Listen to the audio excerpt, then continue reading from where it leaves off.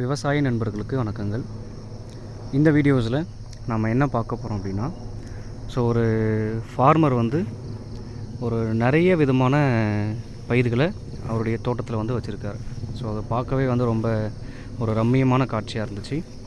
அதை வியூவர்ஸ் உங்களுக்கு நான் காமிக்கணும் அப்படின்னு சொல்லி ஆசைப்பட்டேன். அதனால தான் அந்த வீடியோஸ். இந்த ஃபார்மர் என்ன பண்ணியிருக்காரு அப்படின்னா, தென்னை மரம் உங்களுக்கு என்ன பண்ணியிருக்காரு, ஒரு பிரதான பயிராக உங்களுக்கு வளர்த்துருக்காரு. அந்த தென்னை மரத்துக்கு நடுவில் ஊடு பயிராக என்ன பண்ணியிருக்காரு அப்படின்னா, பாக்கு மரம் போட்டிருக்காங்க. அது போக ஜாதிக்காயும் உங்களுக்கு என்ன பண்ணியிருக்காங்க போட்டிருக்காங்க. 2 பாக்கு மரத்துக்கு நடுவில் ஒரு ஜாதிக்காய் மரம்.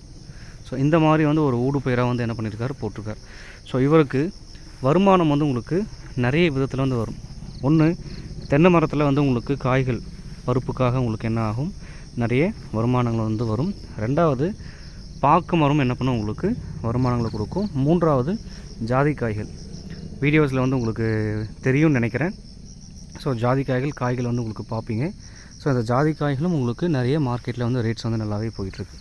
இந்த மாதிரி ஒரு பயிரை ஃபாலோ பண்ணாமல் ஒரு 2-3 பயிர்களை ஊடு பயிராக போட்டு ஆண்டு முழுவதும் அதில் இருந்து நமக்கு வருமானம் வர மாதிரி என்ன பண்ணியிருக்காரு இந்த விவசாயி.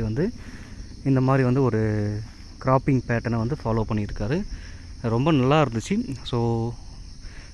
நம்ம சேனலுடைய சப்ஸ்கிரைபர்ஸ் உங்களுக்கு இது காமிக்கணும் அப்படின்றதுக்காக ஒரு சின்ன பதிவு.